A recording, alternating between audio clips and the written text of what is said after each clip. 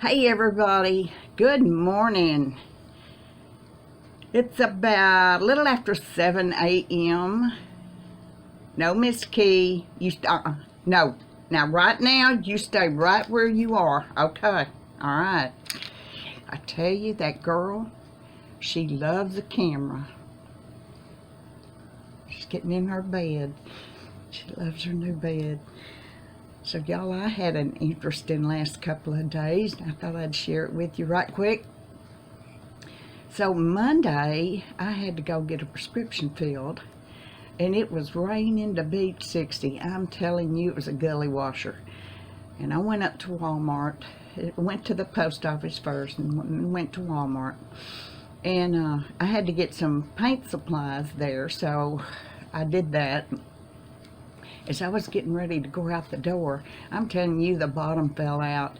It raining and thundering and lightning, and it was terrible. And I was standing like in that middle area. You know, there's a guy that comes out and he sits right there and hello, how are you doing, and all that stuff. That's his welcoming thing he does. Well, that's where I had to stand, and people trying to come in, and it was running. I saw a woman coming running across the parking lot. She was carrying a little boy, and man, she flat was beating it across that parking lot. I can't run that fast anymore, so I knew that if I tried to get to the car, I was really going to be soaked. But yet you just can't stay at Walmart all day long in the door. The wind was so strong that he couldn't keep the doors closed. The wind was blowing sideways and blowing the doors open. So finally I said, well, to heck with it, I'm going to give it a go. And I got my stuff, and naturally I didn't take my umbrella. I've got 3 umbrellas in my car. Yeah, that's how good they do me a lot of good in the car. Y'all do that, don't you? I bet you do. So anyway, I got my stuff and I started running. Well, my running these days is like fast little tip, tip, tip, tips. That's how I do. So I got to the car and I was soaked. My shoes and my socks were soaked. My pants legs were, my hoodie that I had on was soaked. Anyway, so on the way home, no, Miss Key, no. I mean it to no. I'm going to get you. I'm going to get you. Get on down. She's fighting me now. On the way home, I was almost to my turn. I could see the turn up ahead. And I heard a thunk. I didn't feel anything, but I just heard this thunk. And immediately the warning light came on, and it said tire pressure low, add air. Well, you know, I've seen that a million times, y'all. I've talked to y'all before about that, seeing that, but usually it's when it's really cold, and that day happened to be in the 60s. So I've never seen it in warmer weather before, but I guess it's possible. So I went ahead and made my turn, and as I got on up to my driveway, and it's kind of up a hill, I knew right then that I had had a flat tire. Well, I managed to get on into the driveway, into my carport, and as I stepped out, sure enough, I mean, it was flat as a flitter. It was on the dirt. The rim of the tire was on the dirt. It was flat. And I'm thinking, oh my gosh, I don't know what I'm going to do. So I went in the house, and I tried to figure out what I was going to do. I have never in my life changed a flat, and that is something that I guess every woman ought to learn, especially if there's a good possibility these days that one day you're going to be the only one that's going to be doing it. If you're going to be taking care of yourself and self-sufficient and all that kind of stuff, you need to learn to change a tire. And I have not, and I'm ashamed of myself. I've learned everything else, but I have not learned that. So I got out the manual, I was looking at it and what I could do and where it was. I don't even know where things are, and I can figure that part out. Well, I sat there and sat there. Now, my son was unavailable. There are times when he can't just jump up and run and do things for me. He's got a life too. He's got work to do. He's got animals to do. He's got a home to take care of. He can't just come running to me just because I called. So he was not available. And I knew that I was going to either have to wait for an opportunity when he would be able to help me with this. And I didn't need to go anywhere. I had my groceries. I had everything I needed. I didn't need to go anywhere. But I'm antsy about it. I want it done. And that's the way it is with me. When something needs to be fixed, I want it fixed right then and there. I don't want to have to wait. So I was patient all day. I vacuumed. I changed the sheets on the bed. I did everything I could. But by the next day, I've had enough. I needed it done. No, ma'am. No, ma'am. I tell you. Well, I couldn't figure out what I was going to do, Well, I went on my garage sale site, my local site that I absolutely love. And I told them what happened. I said, I need somebody to come and change this tire or put on my spare tire so that I can get to a tire place and get it fixed. And I thoroughly intended to pay. I thoroughly did. I wasn't asking for a handout. I just wanted somebody who would come to my house. And people started responding. Well, they had several ideas, and I called one of them, and the guy said, nope, they don't do that kind of thing. He said, I am so sorry, ma'am. And I know he was. I could hear it in his voice.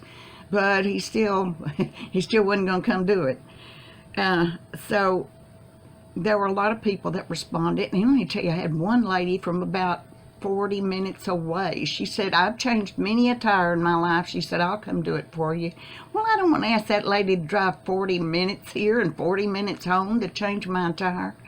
So in just a minute, though, there was a guy, and he said, I am right down the road from you.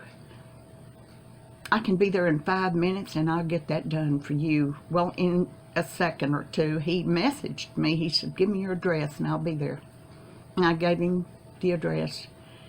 And sure enough, I went on outside and waited, and less than 5 minutes time, he was pulling up in the driveway. And I was like a little kid. It was ridiculous. I was like, you know, yay, yay, like some kind of cheerleader, you know. I was so excited to see this guy.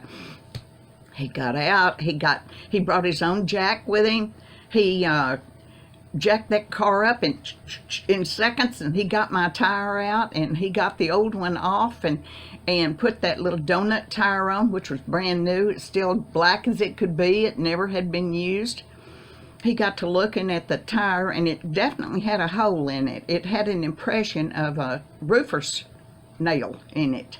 Roofer's tack, or whatever you call those, screw, whatever they are. But it had the impression there. And so there had been one in the tire, and somehow it came out, and that's why my tire went flat just like immediately, because that nail or whatever was in there was no longer keeping that air in there and sealing it. So he told me his name was Michael. He was a young man in his 30s or so. He has a wife. He works from home. So does she. He's right down the road. He was as nice as he could be. He said to me, he said, I want you to get a pencil and paper, and I want you to take down my name and number. He said, if you're ever in a situation and you don't know what to do and you need help, and there's nobody around at the time, he said, you give me a call, and I'll come down there and I'll take care of it. Wasn't that sweet? And then he said to me, you know, I don't have a grandmother. My grandmother passed away many years ago. And so I'm going to think of you as my grandmother. I'm going to adopt you for my grandmother. Isn't that funny? And no matter what it is, you call me and I'll come take care of it. And I said, Michael, you don't have any idea what you're getting into. You really don't. You are setting yourself up for but I tell you what, I will not call him unless it is a situation like I've got a busted water pipe and I can't get the water turned off, and that's happened before. I can't get out there to the meter and turn it off. I'd have to get pliers and turn it. something like that, an emergency situation that's really, really important, I'll do it. But the day turned into a wonderful thing. It had, Michael came along, and Michael is somebody in my life at this point. He's gonna be there for me if I need him, and that is a wonderful thing to have. And I was telling my son about it, and he's like, yeah, I mean, you can't have too many people in your corner, And so I was thrilled to death. But so now I've got a grandson, y'all. I have a 30-something-year-old grandson. And so I am tickled to death, and I am blessed. Michael was truly an angel that day. And I was truly blessed. God truly blessed. And he said, I had just put my tools up, and I decided I would look at Facebook a minute, and there was your post. And so that's all there was to it. He did what had to be done. He came, he took care of it,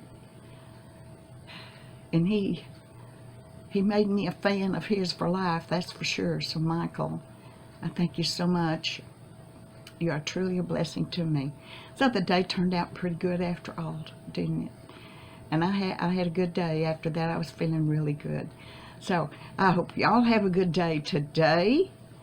I hope God is good to you. He has been so good to me. I'll see you later. Bye-bye.